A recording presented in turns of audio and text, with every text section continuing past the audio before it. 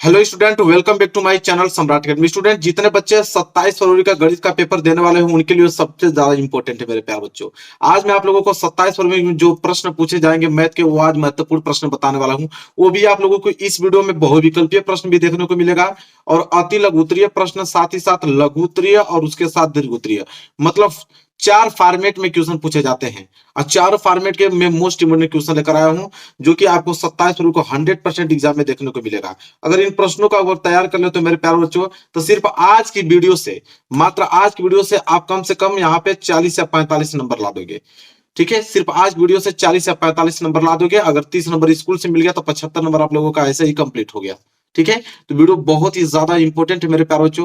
Video को like कर देना, चैनल पे ना तो चैनल को जरूर सब्सक्राइब कर लेना। ठीक है, और इस बार 2024 बोर्ड एग्जाम में मेरा टारगेट हर एक सब्जेक्ट में 95% का है और उसी के लिए मैं इतना अच्छे से आप लोगों को तैयारी करा रहा हूं। तो मेरे प्यारे बच्चों, आपसे बस इतना रिक्वेस्ट होगा कि एक भी क्वेश्चन को मिस मत करना। जितना क्वेश्चन बताऊंगा सारे क्वेश्चन लगाकर ही एग्जाम में जाना आप लोग। चलो, पहला प्रश्न स्टार्ट करेंगे। सबसे पहले हम लोग ऑब्जेक्टिव क्वेश्चन करेंगे और पहला प्रश्न यहाँ पे यह है कि संख्याओं 144 के अभाज्य गुणनखंडों में अभाज्य गुणनखंडों की घातों का योग है। मतलब कह रहा है कि 144 का अगर मैं अभाज्य गुणनखंड करूं तो उसमें अभाज्य गुणनखंडों की घातों का योग बताइए। बहुत ही ज्यादा सिंपल है। कैसे करेंगे, मैं एक पेज ले लेता हूं। संख्या कौन सी है? 144। देखो बहुत ही सिंपल है। 144 का आपको निकालना है एलसीएम। अब 144 का आप एलसीएम निकालो, सिंपल। दो से कटाओगे तो 2 7 14 और 2 दूनी के 4 होता है। इसी तरह फिर 2 से कटाओगे तो 2 3 6, फिर 12 हो जाएगा, फिर 2 6 के 12 हो जाएगा, 36 बार में। फिर 2 से कटाओगे तो 18 बार में कट जाएगा क्योंकि 18 दूनी के 36 होता है। 2 से कटाओगे तो 9 बार में कटेगा क्योंकि 9 दूनी के 18 होता है। अब ये 2 से नहीं कटेगा, अब 3 से कटेगा। 3 तिहाई 9, और फिर 3 से कटा दोगे तो 3 एकम 3 कट गया। अब देखो इसको क्या करेंगे कि 144 जो है मेरे प्यारे बच्चों, 144 को हम लोग कैसे लिख सकते हैं? देखो 1 2 3 4, 2 जो है 4 बार है तो 2 पे पावर 4 और गुणे 3 कितना है? 3 2 पे है तो 3 2 बार है तो 3 पे पावर 2 लिखेंगे। अब ये जो 2 और 4 दिखाई दे रहा है ये अभाज्य संख्या है। उनके घातों का योगफल पूछा है तो 2 का घात क्या है? 4 और प्लस 3 का घात क्या है? 2। तो 4 और 2 जोड़ोगे तो हो जाएगा 6। यही आपका आंसर है। ठीक है, समझ में आ गया? कितना सिंपल है। ऑप्शन देखेंगे, ऑप्शन नंबर डी जो है इस क्वेश्चन का राइट आंसर हो जाएगा। इतना अच्छे से बताऊंगा ना कि एक एक पॉइंट आप लोगों को समझ में आएगा। सारे क्वेश्चन एग्जाम में आएंगे और एक भी क्वेश्चन छोड़ के आना मत। चलो, दूसरा प्रश्न देखिए मेरे प्यारे बच्चों क्या है। दूसरा प्रश्न यह है कि बहुपद एक्स स्क्वायर माइनस के 2x माइनस 3 के शून्यक है। ये 100% आपको शून्यक तो देगा ही देगा। जब शून्यक निकालने के लिए देना आपको कि एक्स स्क्वायर और माइनस के 2x और माइनस के 3, जब भी शून्यक निकालने के दिए तो आप शून्य के इसको बराबर कर दो। जब शून्य के बराबर करोगे तो ये आपका समीकरण बन जाएगा। अब इस समीकरण को हल कर दो। गुणा करने पे 3 आना चाहिए, जोड़ने घटाने पे 2 आना चाहिए। ऐसी कौन सी संख्या है मेरे प्यारे बच्चों? तो अब आपको सिंपल सिंपल आप संख्या जानते हो, 3 एकम 3। क्योंकि 3 में को गुणा करोगे तो 3 भी आ जाएगा, 3 में से घटा दोगे तो 2 भी बच जाएगा। तो हम लिखेंगे यहाँ पे एक्स स्क्वायर माइनस के एक्स और प्लस के 3x और माइनस के 3 बराबर 0, ऐसे लिखेंगे। ठीक है, क्योंकि एक्स के कुछ नहीं छिपाते तो एक तो रहता ही है। अब यहां से आप जोड़ा बना लो, इसका इसका जोड़ा। तो यहां से x कॉमन ले लोगे तो यहाँ तो बचेगा x माइनस 1, इतना तो जानते ही हो आप लोग कॉमन लेना। और प्लस यहां से अगर 3 कॉमन ले लेते हो तो x माइनस 1 बचेगा और बराबर में 0। यहां तक क्लियर है? चीजें समझ में आ गया आपको? x माइनस 1 इसमें भी है, x माइनस 1 इसमें भी है, कॉमन ले लो तो x माइनस 1 जो है एक कोष्टक में आ जाएगा और एक कोष्टक में क्या हो जाएगा? x प्लस के 3 बराबर में 0 हो जाएगा। अब एक बार इसके बराबर 0 कर दो, एक बार इसके बराबर 0 कर दो। तो हम क्या करेंगे कि एक बार x माइनस 1 बराबर 0 कर देंगे और इस साइड हम क्या करेंगे कि x प्लस 3 बराबर 0 कर देंगे। तो इधर तो हो जाएगा आपका x बराबर माइनस 1, उधर जाएगा तो प्लस 1 में, तो x बराबर प्लस 1 आ गया। और इधर क्या हो जाएगा? x बराबर प्लस 3, उधर जाएगा तो माइनस के 3, x बराबर क्या आ जाएगा? माइनस के 3 आ जाएगा। ठीक है, तो शून्य क्या हुआ? -3, 1। ठीक है, -3, 1 कहीं दिख रहा है? देखो मेरे प्यारे बच्चों, पहला वाला ऑप्शन -3, 1, ये जो ऑप्शन है बिल्कुल राइट आंसर हो जाएगा, ए वाला। तो शून्य को निकालने के लिए जब भी पूछे तो आप शून्य के बराबर करके उसका गुणनखंड कर दो, बस हो गया। और कुछ करने की जरूरत नहीं है। आगे देखो, अगला प्रश्न है प्रश्न नंबर 4। क्या है कि समीकरण x माइनस वाई बराबर 2 और x प्लस वाई बराबर 2 का हल होगा। अब ये भी प्रश्न बहुत ज्यादा सिंपल, आपको कुछ करने की जरूरत नहीं है। इसको मैं यहाँ इसको हल करता हूँ इस वाले पेज पे। देखो, आपको कुछ करने की जरूरत नहीं है मेरे प्यारे बच्चों। x माइनस वाई बराबर 2 है ना, इसे आप समीकरण 1 मान लो, और एक दिया है आपको x प्लस वाई बराबर 2, इसे समीकरण आप दूसरा मान लो। देखो, minus Y plus Y cut जाएगा तो इसको जोड़ दो। जोड़ने पे क्या होगा कि minus Y plus Y cancel हो जाता है। एक्स एक्स जुटेगा तो 2x बराबर 2 जुड़ेगा तो 4 हो जाएगा। यहां से अगर मैं x की वैल्यू निकालूं तो ये हो जाएगा 4/2। फिर 2 से कटा दोगे तो x बराबर 2 दूनी के 4, x बराबर क्या आ जाएगा 2 आ जाएगा। अब इस x का मान जो है मेरे प्यारे बच्चों समीकरण दूसरा में रख दो। ठीक है, पहला में भी रख दोगे तभी भी हो जाएगा। तो x बराबर 2 का मान, x बराबर 2 का जो मान है उसमें हम समीकरण 2 में रख देते हैं। 2 में रखोगे तो x 2 प्लस वाई बराबर क्या आ जाएगा 2। और जब यहां से मैं y निकालूंगा तो y बराबर क्या आ जाएगा 2 प्लस 2 उधर जाएगा तो माइनस के 2, तो y बराबर 2 में से 2 गया तो 0। तो y बराबर 0, x बराबर 2। तो x बराबर 2 और y बराबर 0 का मतलब बी वाला ऑप्शन। x बराबर 2 आ गया और y बराबर 0 आ गया। बी वाला ऑप्शन बिल्कुल करेक्ट आंसर हो गया। समझ में आ गया आप लोगों को, कोई दिक्कत नहीं होना चाहिए। चलिए क्वेश्चन नंबर 4 देखिए। अगला प्रश्न नंबर 4 जो है मेरे प्यारों, जो वो भी प्रश्न बहुत इजी है कि यदि समीकरण x square minus 4x plus के बराबर 0 का एक मूल 6 है तो के का मान। हमने कहा कि जब भी मूल दे दे तो मूल जो होता है एक्स का वैल्यू होता है। तो इस समीकरण में जहां पे भी एक्स आएगा वहां पे आप 6 रख दीजिएगा। देखो दिया है ना आपको एक्स स्क्वायर और माइनस को 4x और प्लस के बराबर 0, यही दिया है ना। अब सिंपल आपको करना क्या है कि जहां पे भी x आएगा तो x बराबर 6 रख देना। बस x आ गया ना तो x 6 का स्क्वायर कर दो, माइनस 4 गुणे x आ गया तो 6 रख दो, प्लस के बराबर क्या आ जाएगा 0। तो ये हो जाएगा 6 का स्क्वायर 36 और माइनस 6 चौको 24 और प्लस के बराबर 0। तो यहाँ पे 36 में से 24 घटेगा तो 6 में से 4 जाएगा तो 2 और यहाँ 12 बच जाएगा। 12 प्लस के बराबर क्या आ जाएगा 0। तो ये हो जाएगा आपका के बराबर प्लस 12 उधर जाएगा तो माइनस 12। तो के का वैल्यू कितना आ गया माइनस के 12 आ गया। माइनस के 12 का मतलब ए वाला ऑप्शन बिल्कुल करेक्ट आंसर हो जाएगा। सिंपल है कि नहीं? बिल्कुल बिल्कुल सिंपल है। चलिए मेरे प्यारे बच्चों, पांचवा प्रश्न देखिए क्या है। पांचवा प्रश्न, 1 से 10 तक की धनात्मक सम संख्याओं का समांतर माध्य होगा। अब 1 से लेकर 10 तक की धनात्मक सम संख्याओं का समांतर माध्य। अब पहले बात की 1 से लेकर 10 तक की धनात्मक संख्या कौन है? एक तो 2, इसके बाद आपका 4, 4 के बाद आ जाएगा आपका 6, 6 के बाद आ जाएगा आपका 8। ठीक है, तो 1 से 10 तक की धनात्मक संख्या क्या हो गई आपकी? 2, 4, 6, 8। ठीक है, अब करना है समांतर माध्य। कहता है कि दी हुई संख्या को जोड़ दो। तो संख्या क्या हमारे पास 2 प्लस 4 प्लस 6 और प्लस 8। जोड़ने के बाद कितनी संख्या है? 4 है, 4 का भाग दे दो। तो जोड़ोगे तो 8 से 14, 4 18 2 20, 20/4 और जब भाग दोगे तो 4 5 20। यही 5 आपका समांतर माध्य कहलाएगा। मतलब डी वाला ऑप्शन बिल्कुल करेक्ट आंसर हो जाएगा। इतना ज्यादा सिंपल होता है मेरे प्यारे बच्चों। बस एक बार आप इस वीडियो को देख लेना, फिर मैथ में कभी जिंदगी फेल नहीं होगी। ये वाला प्रश्न को प्रश्न नंबर 6। प्रश्न नंबर 6 क्या है मेरे प्यारे बच्चों? प्रश्न नंबर 6 है कि दिए गए चित्र में, ये जो चित्र आप देख रहे हो, दिए गए चित्र में त्रिभुज एबीसी के आधार बीसी के समानांतर रेखा पीक्यू खींचा गया है। मतलब ये बीसी रेखा जो है वो पीक्यू की क्या है? समानांतर है। ठीक है, कह रहा है कि यदि पीक्यू और बीसी का अनुपात जो है वो 1:3 है, तो आपको पूछा है कि एपी और पीबी का अनुपात ज्ञात कीजिए। ठीक है, देखो बहुत ही ज्यादा सिंपल, कैसे इसे हल करेंगे मेरे प्यारे बच्चों? देखो हम लोग क्या करेंगे यहाँ पे कि त्रिभुज ए बी सी में जो बीसी रेखा है वो पी क्यू के समानांतर, ये हमको क्या किया हुआ बोला है। तो यहाँ पे एक चीज आप देखिए कि जो जब दो रेखाएं समानांतर होती हैं तो देखो त्रिभुज ए बी सी तथा त्रिभुज ए पी क्यू, ये दोनों जो है वो क्या हो गई? समरूप होंगी। क्या होंगी? समरूप। अब देखो हम लोग कैसे लिखेंगे इसको, यहाँ पे हल करके बताता हूं मैं। सबसे पहले कि त्रिभुज ए बी सी जो बड़ा वाला त्रिभुज है, ठीक है, और तथा ये छोटा वाला त्रिभुज त्रिभुज ए पी क्यू, ये दोनों क्या है? समरूप है। कैसी है मेरे प्यारे बच्चों? समरूप है। अब कंसेप्ट समझिएगा कि कैसे हल होगा। ये दोनों त्रिभुज आपस में समरूप है, और जब समरूप होते हैं कोई भी चीज है तो जो अनुपात होता है, देखो ए बी का अनुपात जो है, ए बी का अनुपात बटे एपी, और यहाँ पे आपका बीसी का अनुपात बटे पी क्यू। ये बराबर होगी, मतलब भुजाएं समानुपाती होती हैं अगर दोनों भुजाएं समानांतर हो तो। ठीक है, तो हम लोग लिखेंगे आगे, इसलिए देखो, इसलिए ए बी बटे में ए पी बराबर होगा बी सी बटे में पी क्यू।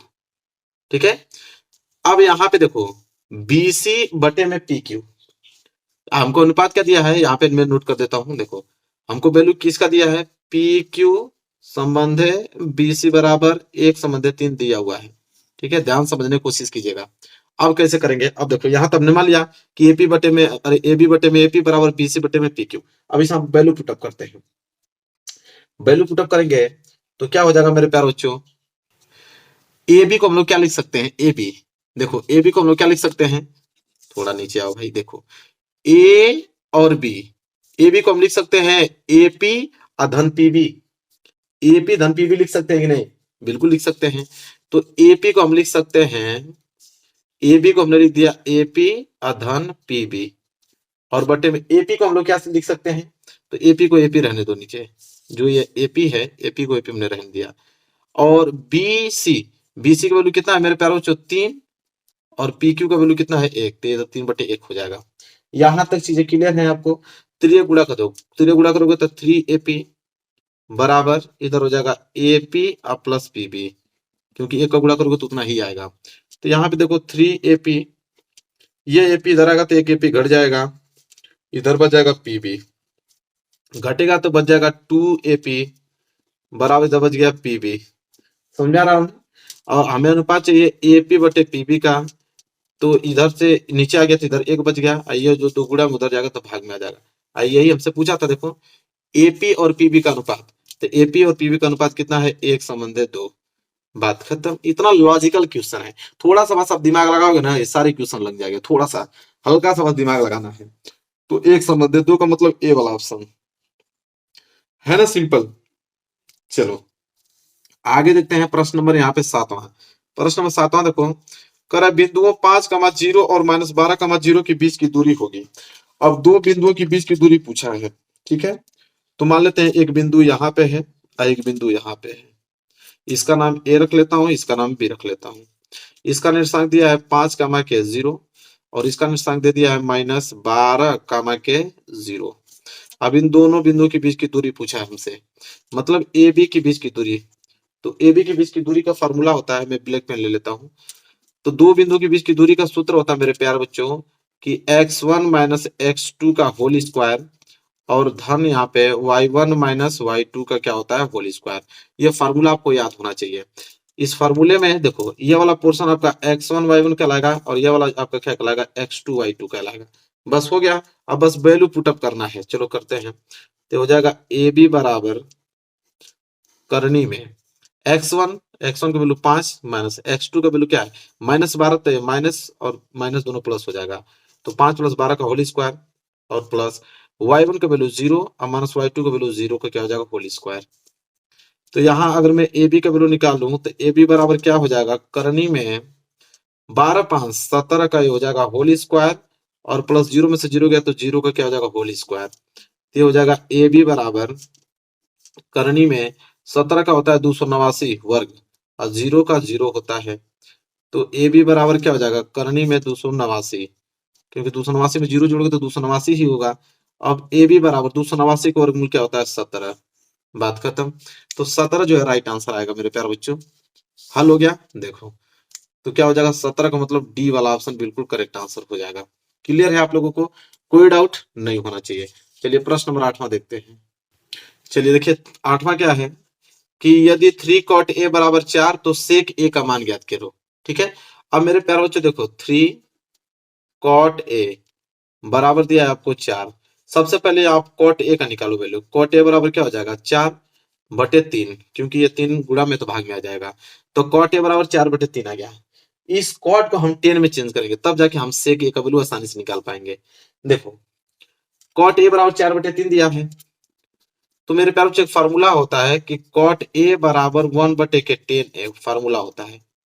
ठीक है, ये फार्मूला आपको याद होना चाहिए। तो हम क्या करेंगे मेरे प्यारे बच्चों कि हम cot a को लिख देंगे 1/10a, अब 1/10 है किसके बराबर हो जाएगा, यहाँ पे 4/3 के बराबर हो जाएगा। लेकिन हमें क्या चाहिए, 10 है, तो 10 को ऊपर भेज दो। जब 10 चाहिए, 10 को आपने ऊपर भेज दिया तो इधर 3 भी ऊपर चला जाएगा और 4 कहाँ जाएगा, नीचे आ जाएगा। मतलब 10 का वैल्यू कितना गया, 3/4। अब एक फार्मूला होता है, मैं ब्लैक पेन से लिख देता हूँ। हमको फार्मूला होता है सेक ए बराबर, और सेक ए का वैल्यू ही पूछा था। तो सेक ए बराबर फार्मूला होता है करड़ी में 1+10² है, ये सर्वसमीका का फार्मूला होता है। ठीक है, तो ये हो जाएगा मेरे प्यारे बच्चों की सेक ए पूछा हमसे, तो ये तो सेक ए अब बराबर करनी में क्या हो जाएगा आप लोगों का कि 1+10² है, मतलब 10 का वैल्यू कितना, 3/4 ना, तो 3/4 का आप क्या कर दोगे यहाँ पे होल स्क्वायर कर दो। ठीक है, अब यहाँ पे निकल गया आपका सेक ए बराबर क्या हो जाएगा, करनी में आपका 1 और प्लस 3 का स्क्वायर करोगे तो 9 और 4 का स्क्वायर करोगे तो कितना आ जाएगा, 16 हो जाएगा। तो अगर मैं यहाँ से सेक ए निकालूं तो सेक ए बराबर करनी में क्या हो जाएगा, 16 कम 16, 16 9 25, 25 बटे के क्या आ जाएगा, 16 आ जाएगा। ठीक है, तो अगर मैं यहाँ से सेक ए फिर देखूं तो 25 का वर्गमूल 5 और 16 का वर्गमूल 4, तो सेक ए का वैल्यू कितना गया, 5/4, यही आंसर है। देखा जाए ऑप्शन में दिया है 5/4, देना तो चाहिए 5/4। देखो बी वाला ऑप्शन बिल्कुल राइट आंसर है, 5/4। तो सिंपल सिंपल प्रश्न है, एक बार जब लगा के गए होगे ना तो पूरा का पूरा दिमाग में एकदम रहेगा, आसानी से करके चले आओगे। चलो प्रश्न नंबर 9 देखो। प्रश्न नंबर 9 मेरे प्यारे बच्चों की, एक मीनार की ऊंचाई 20 मीटर है, जमीन पर बनने वाली इसकी छाया की लंबाई 20 कड़ी में 3 मीटर है, सूर्य का उन्नयन कोण होगा।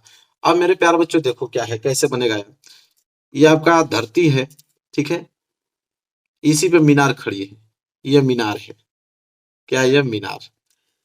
मेरे प्यारों से अगर कोई चीज इस तरह खड़ी है मीनार, तो उसकी छाया ये इस तरह बनेगी। तो ये मीनार है और ये इसकी छाया है। नाम रख लो, तो इसका नाम रख लो ए, और इसका नाम रख लो बी, और इसका नाम रख लो सी। यहाँ बीसी मीनार है, जो कि कितना है, 20 मीटर है। तो 20 मीटर तो मीनार हो गया। और इससे बनने वाली छाया की लंबाई ए बी है, जो कि दिया है 20 कड़ी में 3 मीटर, इसकी छाया की लंबाई दिया है।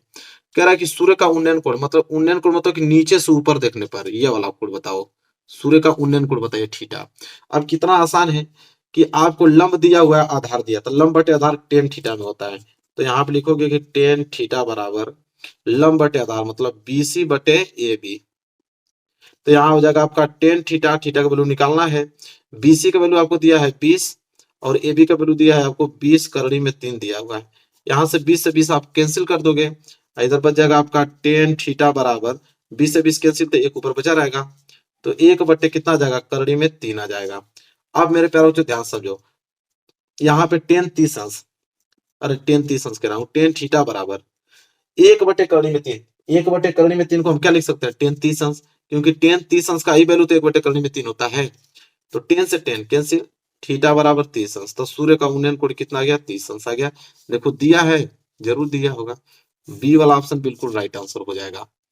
है ना सिंपल, आप लोगों को बताइए समझ में आ रहा है ना आप लोगों को, एक भी क्वेश्चन ऐसा नहीं ना कि समझ में नहीं आ रहा है, सब समझ में आएगा। अगला देखो 10वां, त्रिज्या आर के एक वृत्त के कोण थीटा वाले त्रिज्यखंड के संगत चाप की लंबाई पूछा है। तो त्रिज्या आर के वृत्त के कोण थीटा वाले त्रिज्यखंड के संगत चाप की लंबाई, मतलब कहने का मतलब है कि अगर वृत्त है, ये केंद्र है, अगर त्रिज्यखंड, त्रिज्या से मैं अगर त्रिज्यखंड काटता हूं और यह वैल्यू आपका थीटा है, त्रिज्या आर आर है, और यह वैल्यू ओ है, और यह आपका ए बी है, तो संगत चाप की लंबाई मतलब ये वाला संगत चाप की लंबाई पूछ रहा है। संगत चाप की लंबाई क्या होगा, तो संगत चाप की लंबाई पूछे मेरे प्यारों से, तो ऑप्शन सी होगा, थीटा बटे 360 2πr। यह फार्मूला होता है, डायरेक्ट आप याद कर लेना, थीटा बटे 360 2πr। जब संगत चाप की लंबाई पूछे तो 2πr होता है, इतना याद रखना। आगे चलो प्रश्न नंबर 11 देखो क्या है, बहुत अच्छा प्रश्न है। अगला प्रश्न यह है कि यदि दो गोलों के आयतनों का अनुपात 27/64 है, तो उनके पृष्ठीय क्षेत्रफलों का अनुपात होगा। तो दो गोलों के आयतनों का अनुपात दिया है, तो दो गोले का आयतन क्या होता है, 4/3 पाई r1 का क्यूब। एक गोले का आयतन ये हो गया, अब बटे में एक गोला और मान लो 4/3 पाई r2 का क्यूब। तो दो गोले का आयतन हमने मान लिया, और दो गोले के आयतनों का अनुपात आपको दिया है 27/64 दिया हुआ है। अब आपको क्या करना है यहाँ पे कि 4/3 पाई से 4/3 पाई कैंसिल, तो r1 का क्यूब बटे r2 का क्यूब बराबर जो है वो आ जाएगा 27/64।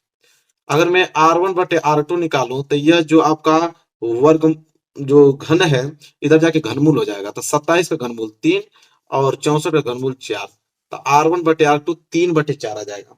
हमसे पूछा है पृष्ठीय क्षेत्रफलों का अनुपात, तो गोलों के पृष्ठीय क्षेत्रफलों का अनुपात हम जानते हैं कि पहले गोले का मान लेंगे 4πr1 का स्क्वायर होता है और नीचे दूसरा गोला है तो 4πr2 का स्क्वायर। तो दो गोलों के पृष्ठीय क्षेत्रफलों का अनुपात ले लिया हमने। यहाँ 4 से 4 कैंसिल, बच गया R1 का स्क्वायर बटे R2 का स्क्वायर। अब R1 का वैल्यू दिया है 3, तो 3 का स्क्वायर, R2 का वैल्यू 4, तो 4 का स्क्वायर। 3 का स्क्वायर 9 होता है, 4 का स्क्वायर 16 होता है, मतलब 9/16 जो है वो अनुपात आ जाएगा उनके पृष्ठीय क्षेत्रफलों का अनुपात। तो 9/16 का मतलब ए वाला ऑप्शन बिल्कुल करेक्ट आंसर हो जाएगा। ठीक है, चलिए अब 12वां देखते हैं, इसके बाद हम लोग अति लघु उत्तरीय देखेंगे। ठीक है, 12वां प्रश्न है कि किसी सिक्के को एक बार उछालने पर ऊपर शीर्ष आने की प्रवृत्ति है। मेरे प्यार, जो कोई सिक्का है तो सिक्का को उछालोगे तो नीचे कितना आएगा, तो या तो हेड आएगा तो टेल। ठीक है, लेकिन कह रहा है एक बार उछालेंगे तो या तो हेड ही आएगा या तो टेल ही आएगा। ठीक है, तो एक ही तो आएगा, तो 1/2, बात खत्म। सी वाला ऑप्शन बिल्कुल करेक्ट आंसर हो जाएगा। यहां तक चीजें क्लियर है, समझ में आ गया आप लोगों को। चलिए अब मेरे प्यारे बच्चों, अति लघु उत्तरीय प्रश्न जो कि 2-2 नंबर के आपके एग्जाम में पूछे जाते हैं, उनको देखते हैं, सबसे ज्यादा महत्वपूर्ण। पहला प्रश्न देखो क्या है कि सिद्ध कीजिए कि करड़ी में 3 एक अपरिमेय संख्या है। तो देखो मेरे प्यारे, जो बहुत आसान होता है इसको सिद्ध करना, देखो कैसे करते हैं। यहाँ पे इसको आपके कॉपी में लिखना होगा, तो पूरा डिटेल में लिखना होता है। ठीक है, देखो कैसे लिखेंगे इसको। सिद्ध कीजिए कि करड़ी में 3 एक अपरिमेय संख्या है। देखो हल में कैसे लिखेंगे हम लोग। हल में मेरे प्यारों से लिखेंगे यहाँ पे कि माना, क्या लिखेंगे कि माना करड़ी में 3, माना करड़ी में 3 एक परिमेय संख्या है, मतलब उसका उल्टा मानेंगे हम लोग।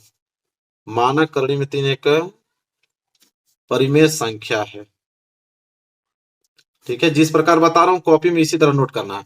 माना करड़ी में 3 एक परिमेय संख्या है, इसलिए हम क्या करेंगे कि a/b जो होगा वो करड़ी 3 के बराबर कर देंगे, क्योंकि परिमेय संख्या जब मान लिया तो a/b ही परिमेय संख्या है, उसको करड़ी 3 के बराबर कर देंगे। और यहाँ लिख देंगे कि जहां, एक लाइन लिखना पड़ेगा आपको, कि जहां a तथा b जो है, जहां a तथा b सअभाज्य, a तथा b सअभाज्य तथा पूर्णांक है, तथा पूर्णांक है। सभाज्य का मतलब होता है जिनका एचसीएफ 1 हो, मतलब एक के अलावा कोई उभयनिष्ठ गुणनखंड न हो। वह बी जो होगा, बी वाला नीचे, बी कभी 0 नहीं होगा, बी बराबर 0 नहीं है। बस इतना लाइन आपको लिखना है। इसके बाद यहाँ पे ब्लैक पेन ले लेना और लिखना कि दोनों पक्षों का वर्ग करने पे, ब्लैक पेन से लिखना है कि दोनों पक्षों का वर्ग करने पे,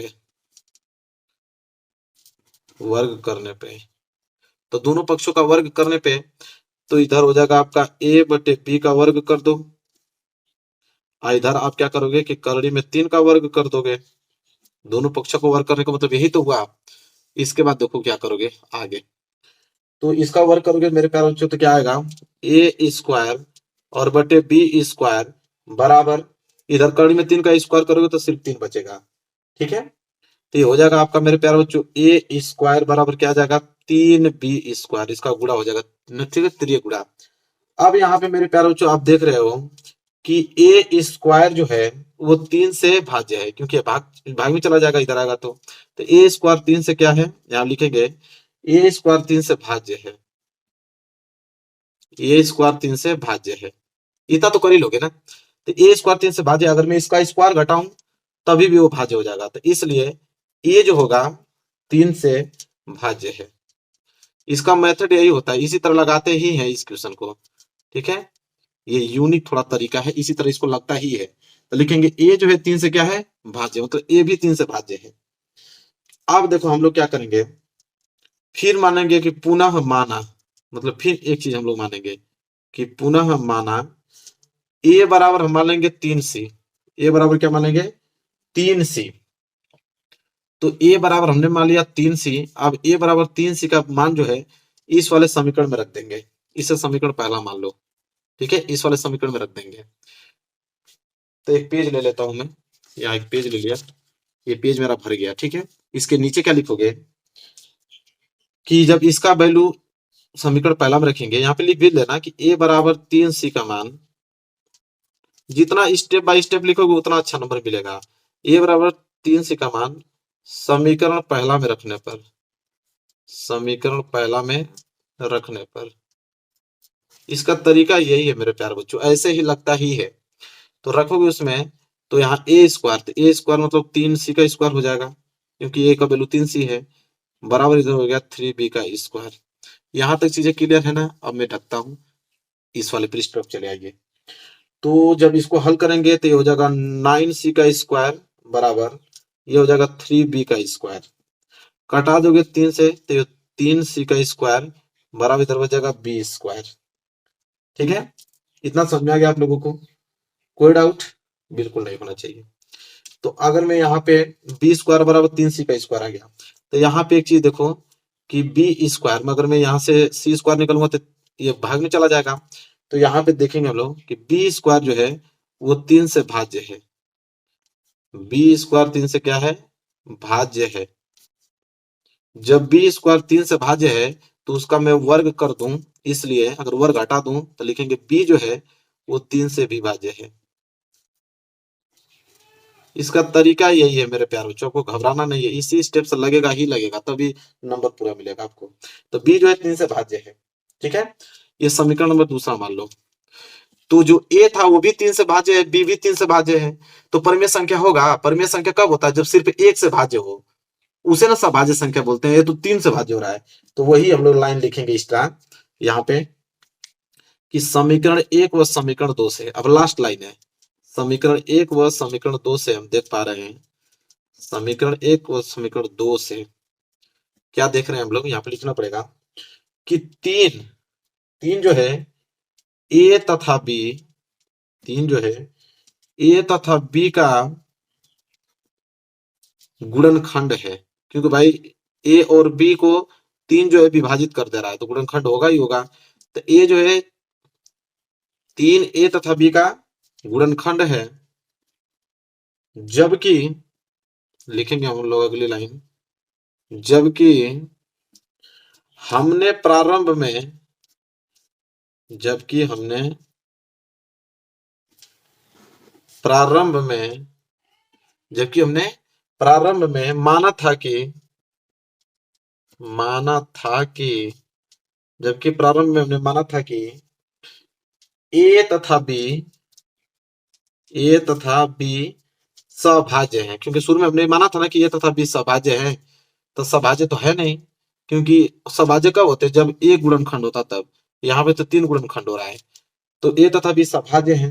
ठीक है, अतः हमारी कल्पना गलत है, लिखेंगे अतः हमारी कल्पना गलत है,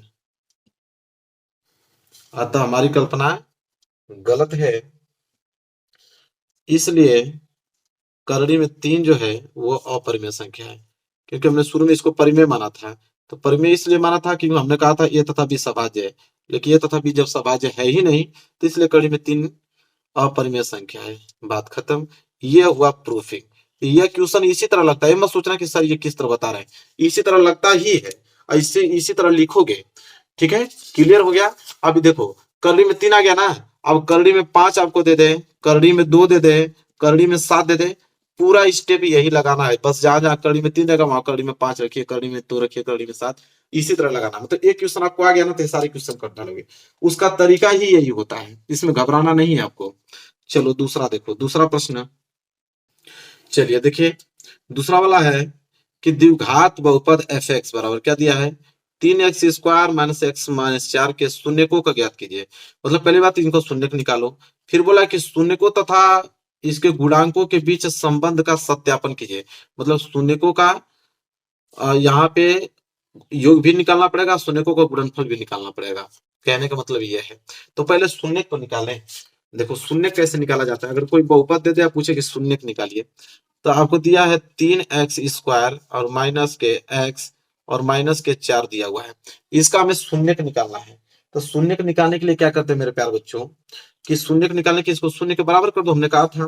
फिर इसका गुणनखंड खोलो, 4 3 12, गुणा करने पे 12 आए और घटाने पे एक आए तो 4×3 = 12 हो गया ना।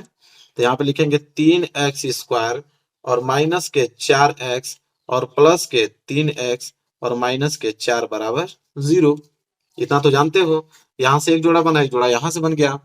तो इन दोनों में क्या कॉमन आपको दिख रहा है? इन दोनों में सिर्फ x कॉमन दिख रहा है, तो x कॉमन हो जाएगा तो बचेगा 3x और माइनस के 4 बच गया। इन दोनों में कुछ कॉमन ही नहीं दिख रहा, तो एक कॉमन ले लो। एक कॉमन लेने का मतलब कि जो चीज जैसे है उसी तरह उतर जाएगी, तो उसी तरह उतार दिया हमने। तो इसमें भी x-4, इसमें भी x-4, दोनों में सेम है, तो एक कोष्टक में लिख लो कि 3x-4 एक कोष्टक में आ गया, और एक कोष्टक में हो गया आपका x प्लस 1 बराबर में 0। अब एक बार इसके 0 को बराबर कर दो, एक बार इसको 0 को बराबर कर दो। तो एक बार हम क्या करेंगे, 3x-4 बराबर 0 कर देंगे। एक साइड हम क्या करेंगे कि x प्लस 1 बराबर क्या कर देंगे 0। तो ये तो हो जाएगा आपका 3x बराबर -4 उधर जाएगा तो +4, तो x बराबर क्या आ जाएगा 4/3। तो एक हल तो यहाँ आ गया शून्यक, एक हो जाएगा x बराबर +1 उधर जाएगा तो -1। एक शून्य के यहाँ पे आ गया, दोनों दो शून्य क्या गया ना, एक 4/3 एक -1, दो शून्य का आपको देखने को मिल गया। ठीक है, अब यहाँ पे सत्यता की जांच करना है। तो सत्यता की जांच का मतलब ये होता है कि शून्यकों का योग निकालो, शून्यकों का गुणनफल निकालो। तो हम लिखेंगे कि शून्यकों का योग, शून्यकों का योग, सत्यता की जांच भी करना है ना, तो शून्यकों का योग हम लोग निकाल रहे हैं। और शून्यकों का योग कैसे निकलता है मेरे प्यारे बच्चों? शून्यकों का योग मेरे प्यारे बच्चों कहता है कि इसको योग करने का मतलब कि 4/3, ठीक है, और प्लस जोड़ दो -1 को उसमें, तो ये हो जाएगा आपका 4/3, और प्लस गुणा माइनस होगा तो -1। तो ये हो जाएगा आपका कुछ नहीं, नीचे तो 1, एलसीएम हो जाएगा 3, 3 से 3 कैंसिल तो 4, और -3 एकम 3, तो ये हो जाएगा 1/3। ये शून्यकों का योगफल आ गया। ठीक है, शून्यकों का योगफल आ गया मेरे प्यारे बच्चों, कितना? 1/3।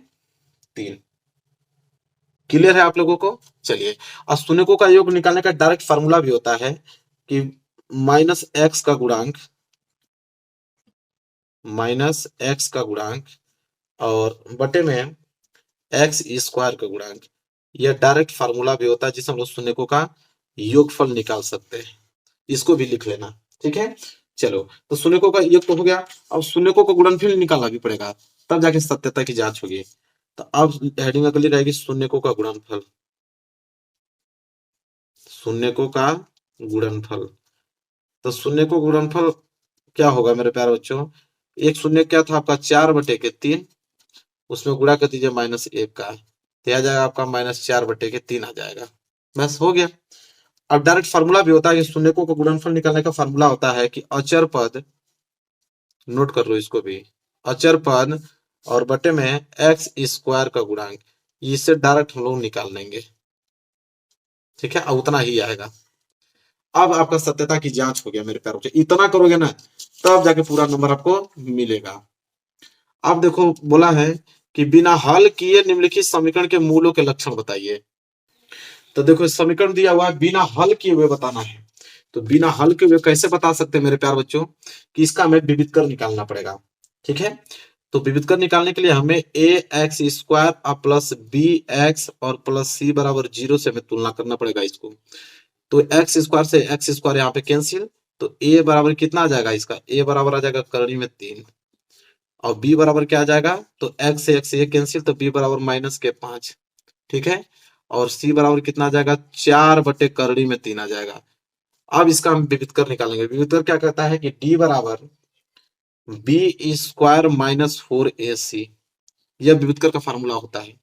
तो b हमारे पास है -5, तो -5 का होल स्क्वायर, और -4 गुणे a का वैल्यू कितना है? करनी में 3, और c का वैल्यू कितना है? 4/3। तो करनी में 3 कैंसिल, -5 का स्क्वायर करोगे तो 25, और -4 चौको 16, तो 25 में से 16 जाएगा तो आ जाएगा आप लोगों का 9। कितना आ जाएगा? 9 आ जाएगा। तो यहाँ पे मेरे प्यारे बच्चों कितना आ गया? 9 आ गया। और 9 जो है मेरे प्यारे बच्चों वो 3 का स्क्वायर है। ठीक है, और 3 का स्क्वायर मतलब 9 जो है 0 से क्या है? बड़ा है। तो 9 जब 0 से बड़ा है मेरे प्यारे बच्चों, तो यहाँ पे वो कैसा होगा?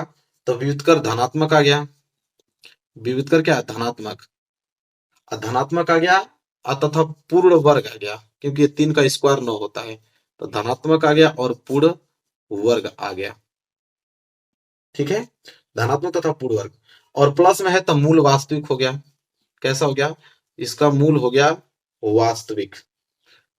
ठीक है, और इसको परिमेय संख्या भी कह सकते हैं, वास्तविक और परिमेय संख्या।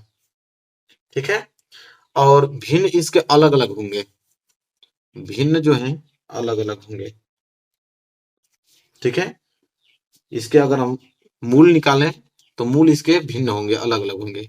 तो यहाँ पे लिख लेना कि मूल भिन्न भिन्न होंगे, मूल भिन्न भिन्न होंगे, नोट कर लो।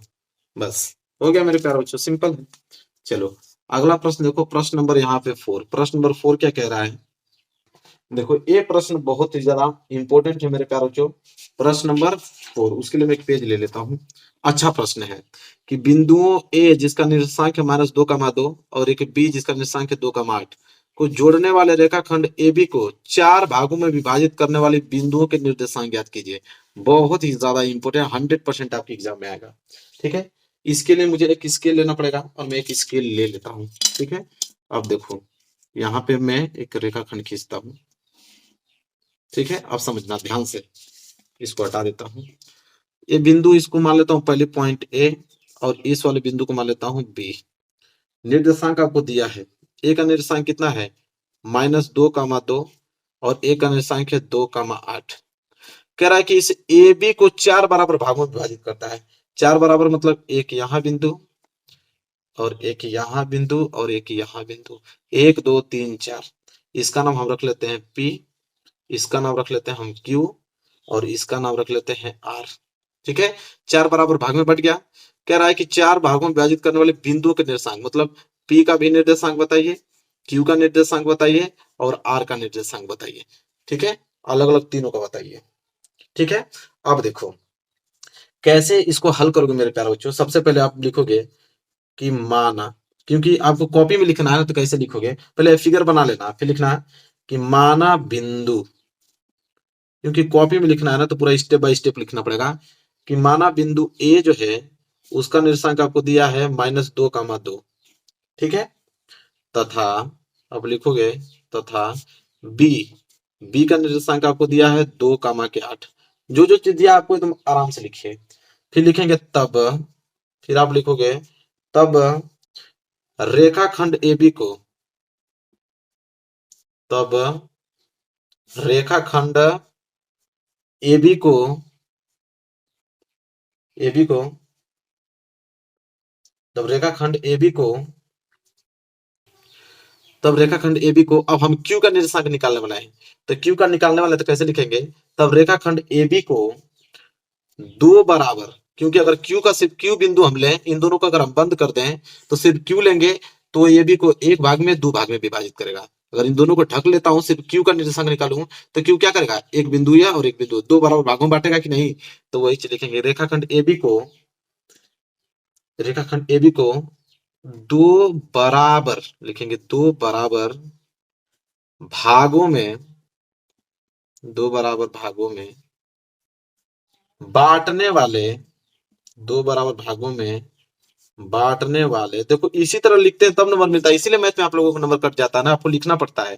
ठीक है, बांटने वाले बिंदु। अब बहुत सारे बच्चे लिखते नहीं, डायरेक्ट आंसर बताते हैं, इसलिए नंबर उन लोगों को कटता है। उनको मालूम नहीं होता कि मैथ में स्टेप मार्किंग का नंबर मिलता है। ठीक है, बांटने वाले बिंदु क्यू के निर्देशांक, तो बिंदु क्यू के निर्देशांक हम लोग निकालने वाले हैं, बिंदु क्यू के निर्देशांक। तब यहाँ पे बिंदु क्यू देखो, अगर इन दोनों बिंदु को मैं भूल जाता हूँ, सिर्फ क्यू की बात करूं तो क्यू क्या है, ए बी का मध्य बिंदु होगा कि नहीं, बिल्कुल होगा। तो देख लिखेंगे हम लोग यहाँ पे ब्लैक पेन से कि बिंदुओं, बिंदुओं -2,2 तथा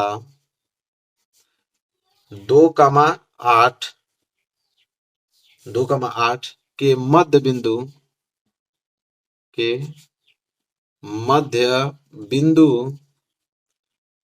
के निर्देशांक, मध्य बिंदु के निर्देशांक। तो मध्य बिंदु का निर्देशांक कैसे निकलता है मेरे प्यारे बच्चों, x1 + x2/2 और y1 + y2/2। ऐसे निकलता है। तब निकाल लो। x1 की वैल्यू क्या है, -2, तो यहाँ पे आ जाएगा -2, और प्लस x2 का वैल्यू क्या है 2, तो यहाँ पे 2 और बटे में 2, y1 की वैल्यू 2 और y2 की वैल्यू 8 और बटे में 2, इतना तो जानते ही हो। तो ये तो माइनस प्लस कट जाएगा तो 0/2, मतलब इधर 0 आ जाएगा, और 8 2 10/2, इसका मतलब कि 5 आ गया।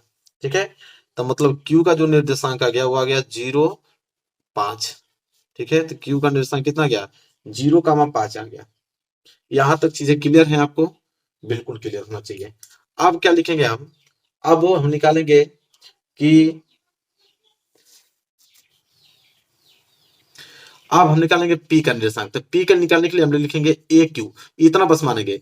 AQ का मध्य बिंदु P है, क्योंकि Q का हम क्या निर्देशांक मालूम चल गया, Q का निर्देशांक कितना मालूम चला कि Q का है 0,5।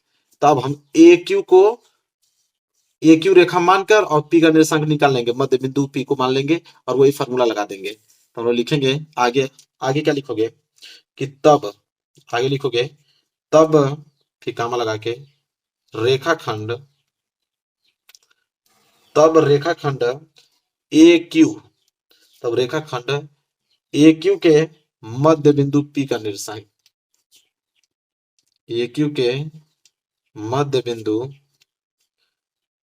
P के निर्देशांक, P के निर्देशांक। तो P का निर्देशांक कैसे निकलेगा AQ का, तो यहाँ पे देखो जब ये लिख रहे हो ना तो एक छोटा सा रेखा बना लो। ये आपका बिंदु क्या था A मान लो, और ये बिंदु को आप Q मान लो, बीच में अब इसको P मान लो, तो इससे समझने में आसानी होगी। A का निर्देशांक -2,2 और Q का भी निर्देशांक हमने निकाला है 0,5। अब देखो यहाँ पे आसान हो गया। तो क्या कहता है कि x1 का वैल्यू क्या है -2 और प्लस x2 का वैल्यू क्या है 0/2, y1 का वैल्यू 2 और y2 का वैल्यू 5/2। तो यहाँ पे -2 0 -2/2 आ जाएगा, और इधर 5 2 7/2 आ जाएगा, एक कट जाएगा तो आपका -1 आ गया, और इधर 7/2 आ गया।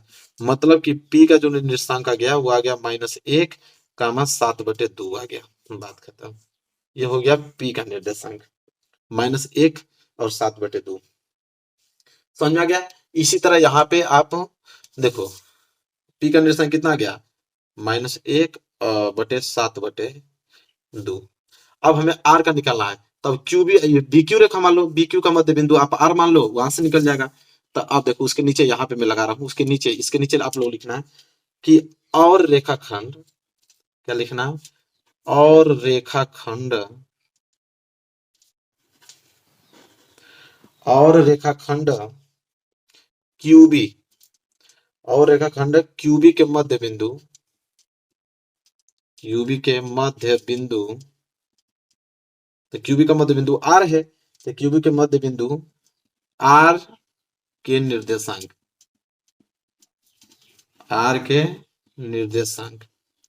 अब यहाँ पे चित्र बना लो, एक रेखा बना लो, और यहाँ पे Q मान लो, और ये वाला लास्ट रेखा क्या था R था बिंदु।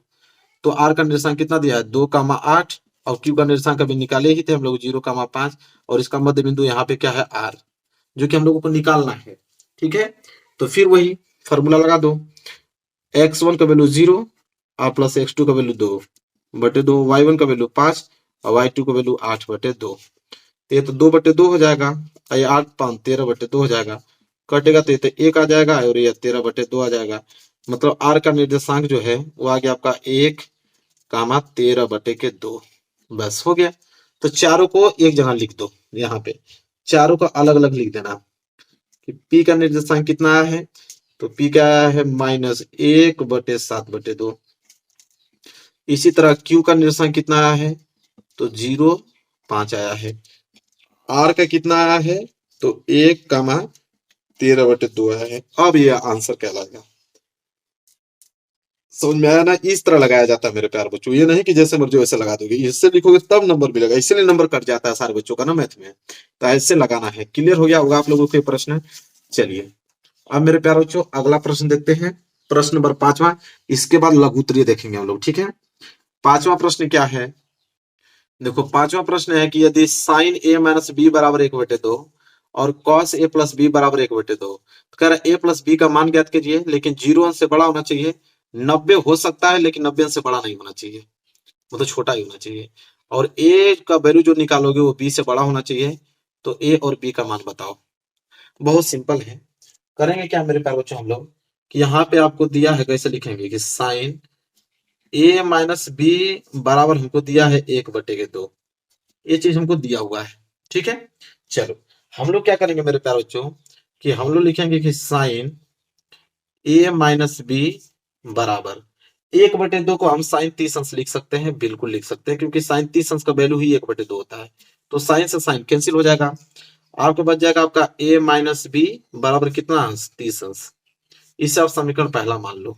ठीक है, और एक वैल्यू हमको ये वाला दिया है कि कॉस ए प्लस बी बराबर कितना दिया है, 1/2 दिया हुआ है।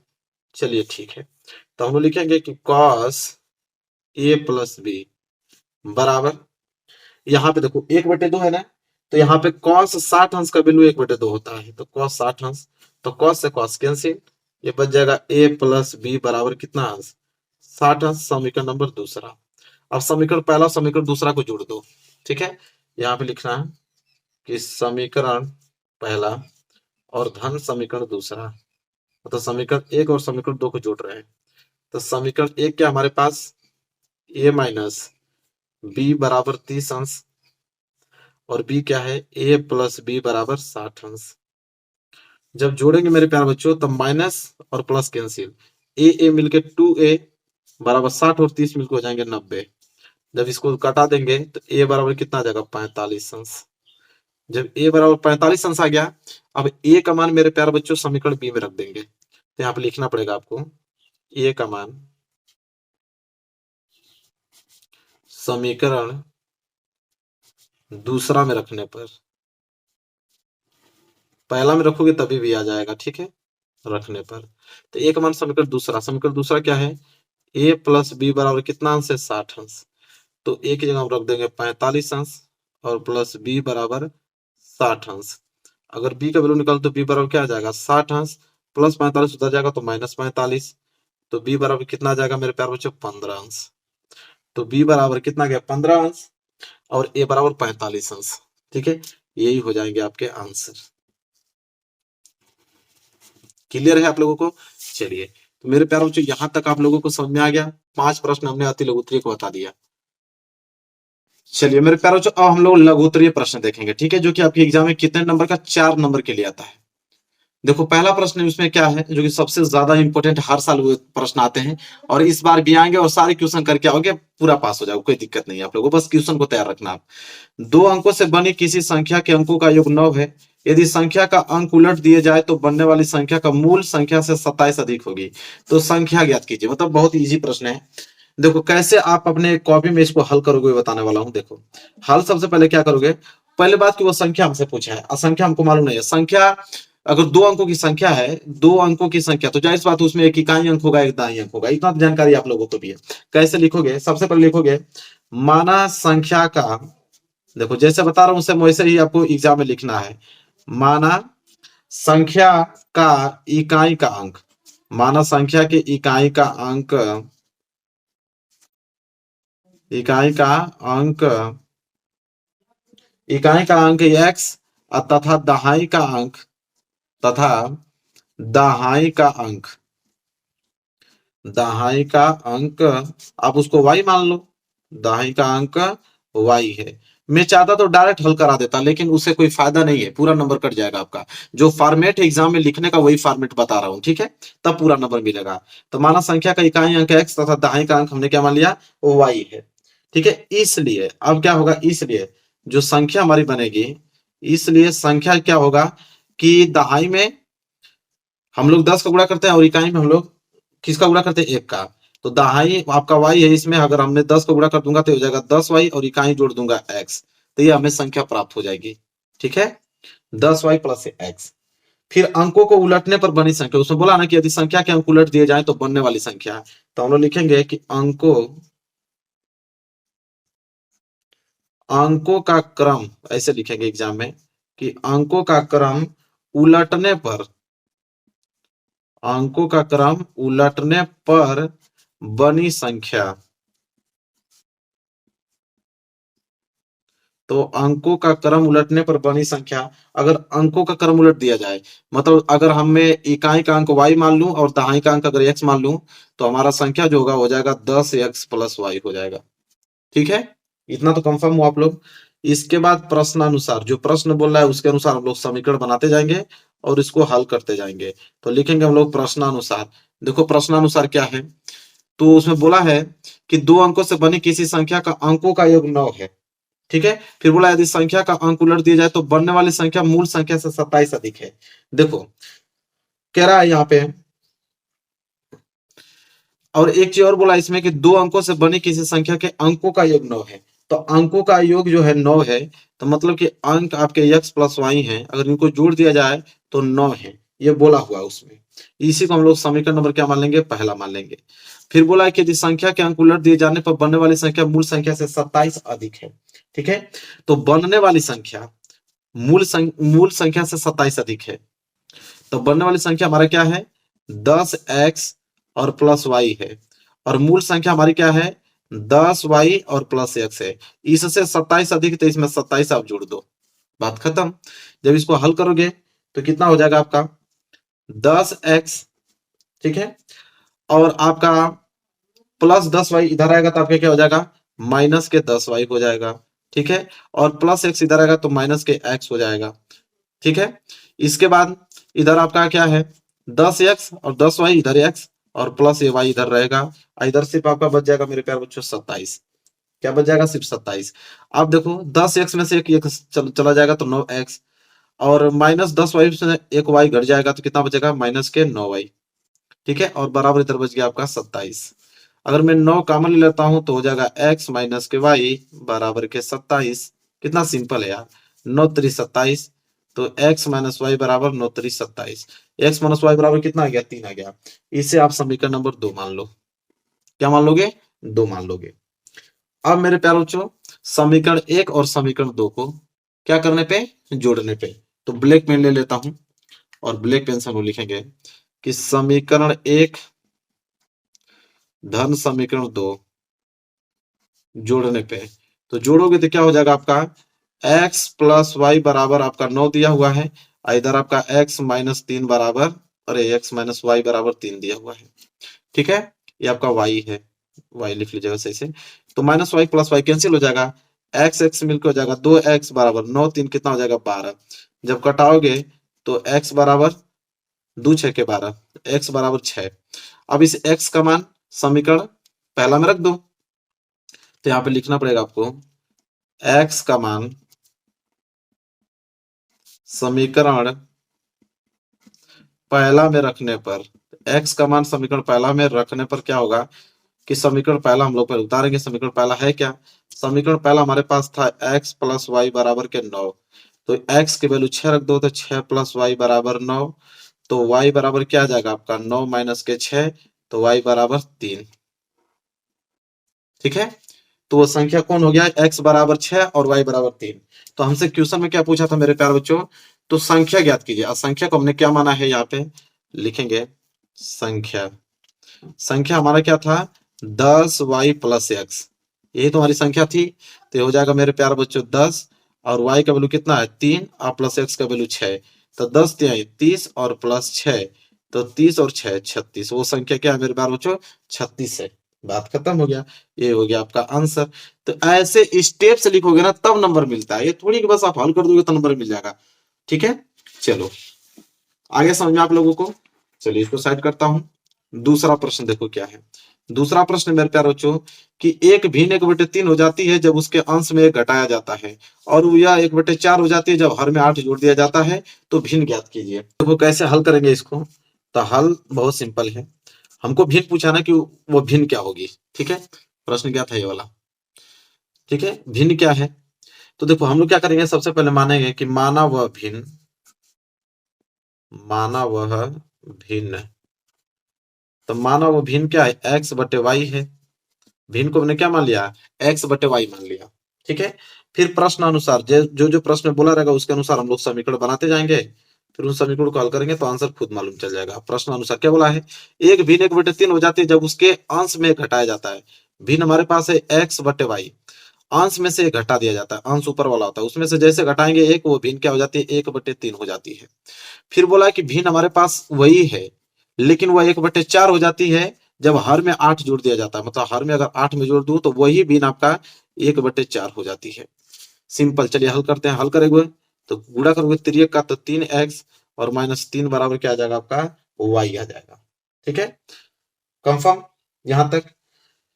तो ये हो जाएगा। इसको हम लोग कैसे हल कर सकते हैं, तो 3x और प्लस y इधर आएगा तो -y और बराबर -3 उधर जाएगा तो +3। इतना पे हम लोग क्या करेंगे, इसको रोक देंगे, इसको समीकरण नंबर पहला मान लेंगे। इसका गुणा करोगे तिर्यक हो जाएगा 4x बराबर y + 8 को गुणा एक में करोगे तो y + 8 ही आएगा। ठीक है, फिर इसको हल करोगे तो हो जाएगा 4x + y इधर आएगा तो -y और बराबर इधर बच गया 8, इसे समीकरण नंबर दूसरा मान लो।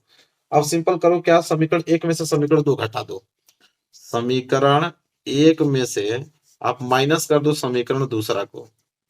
ठीक है, जैसे घटाओगे तो ये होगा आपका 3x - के y बराबर 3, ये पहला है। इसमें से हमें 4x - y बराबर 8 घटाना है, तो घटाने पे चिन्ह चेंज होता है, प्लस है तो माइनस है, माइनस है तो प्लस, ये प्लस है तो माइनस, तो -y + y कैंसिल, यहाँ से आपका बच जाएगा के x और यहाँ से आपको हो जाएगा -5, तो माइनस से माइनस कैंसिल, x बराबर 5 बच गया। अब इस x का मान समीकरण पहला में रख दो या दूसरा में रख दो। ठीक है, तो हम लोग लिखेंगे x का मान समीकरण पहला में रखने पर, समीकरण पहला में रखने पर, अब पहला समीकरण हमारे पास क्या है कि 3x और -y बराबर 3, तो हो जाएगा आपका 3 गुणे x का वैल्यू 5 रखोगे और -y बराबर 3, तो 5 तिहाई 15 -y बराबर 3, तो हो जाएगा -y बराबर 3 और +15 उधर जाएगा तो -15, तो -y बराबर -12 बच जाएगा, माइनस से माइनस कैंसिल, तो y बराबर 12, तो y बराबर 12 और x बराबर 5। तो हमसे भिन्न पूछा था लास्ट में कि भिन्न बताओ, तो भिन्न बराबर क्या हो जाएगा, भिन्न को हमने माना है x/y और x का वैल्यू कितना आ गया 5 और y का वैल्यू 12, मतलब वो भिन्न क्या है 5/12 है। बस हल हो गया मेरे प्यारे बच्चों, ये भी प्रश्न हमने हल करके दिखा दिया आप लोगों को। अगला प्रश्न देखो, प्रश्न नंबर तीसरा। चलिए अगला देखो, ऐसे दो क्रमागत विषम धनात्मक पूर्णांक ज्ञात कीजिए जिनके वर्गों का योगफल 290 हो। ठीक है, देखो मैं यहीं से हल करना चालू कर देता हूँ, जगह खाली में हल कर देता हूँ इसी में थोड़ा। कह रहा है ऐसे दो क्रमागत विषम धनात्मक पूर्णांक ज्ञात कीजिए, तो हम लोग लिखेंगे कि माना, क्या लिखेंगे, माना दो क्रमागत, माना दो क्रमागत विषम धनात्मक पूर्णांक, दो क्रमागत विषम विषम धनात्मक पूर्णांक, धनात्मक पूर्णांक कौन कौन है, तो एक ठे को हम x मान लेंगे तथा दूसरे को हम x + 2 मान लेंगे। तो माना दो क्रमागत विषम धनात्मक पूर्णांक, एक आपका x हो गया और दूसरे को हमने x + 2 मान लिया, इतना है, ऐसे लिखेंगे। ठीक है, इसके बाद प्रश्नानुसार जो प्रश्न में बोला है उसके अनुसार चलेंगे और इसको भी हल कर देंगे हम लोग। तो प्रश्नानुसार क्या बोला है कि दो ऐसे क्रमागत विषम धनात्मक पूर्णांक ज्ञात कीजिए जिनके वर्गों का योगफल 290 हो, इनका वर्ग कर दिया जाए। अगर मैं x का वर्ग कर देता हूं और फिर जोड़ देता हूं x + 2 के वर्ग को, तो योगफल कितना आता है 290, यही ना बोला है। तो x का स्क्वायर करोगे तो x² प्लस a + b का होल स्क्वायर तोड़ोगे तो x² प्लस 2 का स्क्वायर कितना होता है 4 और प्लस 2x × 2 बराबर 290। इतना तो जानकारी है आप लोगों को। तो x² प्लस x² और प्लस ये तो 4 और प्लस 2 दूनी के 4x बराबर कितना हो जाएगा 290। तो ये दोनों मिलके तो हो जाएंगे 2x² प्लस 4x, ये 4 घट जाएगा तो हो जाएगा आपका माइनस के, जब इधर आएगा तो माइनस के हो जाएगा 286 बराबर के 0। ठीक है, अब मैं एक पेज ले लेता हूं हल करने के लिए, तभी तो हल किया जाएगा। ये तो भर गया मेरा, चलो एक पेज ले लेता हूं, इसके आगे सॉल्व करता हूं। इसको सिंपल बना लो, 2 कॉमन ले लो, 2 कॉमन ले लोगे तो x² और प्लस 2x और माइनस 2 × 2 2 × 4 8 2 × 6 143 बराबर 0। तो ये उधर जाएगा तो 0 ही हो जाएगा, तो x² प्लस 2x माइनस 143 बराबर 0, ये आपका बच जाएगा। अब इसको हल करना है। ठीक है, तो अब ये कैसे हल होगा मेरे प्यारे बच्चों, गुणा करने पे 143 आ जाए, जोड़ने घटाने पे 2 आ जाए, तो ये होता है आपका 13 × 11। ठीक है, तो इसको हम लोग कैसे लिखेंगे कि x² प्लस 13x और माइनस के 11x और माइनस के 143 बराबर क्या हो जाएगा 0। तो यहाँ पे जोड़ा बन गया, एक जोड़ा यहाँ से एक जोड़ा यहाँ से। तो x कॉमन ले लो, x कॉमन ले लोगे तो x प्लस 13, इधर माइनस 11 कॉमन लोगे तो x और माइनस का माइनस गुणा होगा तब प्लस 11 का भाग जब 143 में दोगे तो 13 बार में जाएगा बराबर 0। इसमें भी x प्लस 13, इसमें भी x प्लस 13, तो एक कोष्टक में हो जाएगा x प्लस 13, एक कोष्टक में हो जाएगा x माइनस 11 बराबर 0। तो एक बार हम x प्लस 13 को 0 के बराबर कर देंगे और एक बार हम क्या करेंगे कि x माइनस 11 को 0 के बराबर कर देंगे। तो x बराबर माइनस के 13, इधर हो जाएगा आपका x बराबर माइनस 11, उधर जाएगा तो प्लस 11। ठीक है, तो माइनस में तो कभी संख्या होती नहीं है, x बराबर क्या आ गया 11। ठीक है, तो अब आंसर क्या लिखेंगे, अब दो धनात्मक विषम पूर्णांक पूछा था ना, दो क्रमागत, तो अब दो क्रमागत विषम धनात्मक पूर्णांक, विषम धनात्मक पूर्णांक इस तरह लिखोगे तभी एग्जामिनर कॉपी चेक करेगा आपका। ये थोड़ी कि बस आप आंसर कर दिए बस नंबर मिल जाएगा आपको। तो अब दो क्रमागत धनात्मक विषम पूर्णांक हमने एक को x माना था, एक को हमने x प्लस 2 माना था। तो x बराबर तो 11 आ गया है, 11 प्लस 2 बराबर क्या हो जाएगा 13। तो एक संख्या 13 आ गया, एक संख्या 11 आ गया, बात खत्म। ये आपका आंसर हुआ। समझ में आया आप लोगों को, क्लियर है? चलो बिल्कुल क्लियर हो गया होगा। चलिए चौथा प्रश्न देखिए कि पुनीता की 2 वर्ष पूर्व की आयु और अब से 4 वर्ष के बाद की आयु का गुणनफल उसकी वर्तमान आयु के दोगुने से 1 वर्ष अधिक है तो उसकी वर्तमान आयु ज्ञात कीजिए। बहुत इंपॉर्टेंट है मेरे प्यारों, अभी 2023 में यह आप लोगों का पेपर जो क्वेश्चन है लॉन्च हुआ नया तरीका पे। ठीक है, पहले ये क्वेश्चन नहीं पूछा जाता, ये वाला क्वेश्चन मतलब आयु वाला पूछा जाता था, लेकिन ये जो एग्जैक्ट जो क्वेश्चन बना है ये पूछा नहीं जाता था। 2023 में लॉन्च हुआ है, तो 2024 में इसको रिपीटेशन करने के लिए 100% देगा, वो 100% से लेके देगा उसको। देखो कैसे करेंगे इसको। कह रहा है कि पुनीता की वर्तमान आयु पूछा है ना, तो देखो हल करते समय कैसे लिखेंगे। जब आपको मालूम नहीं है तो मानोगे कि माना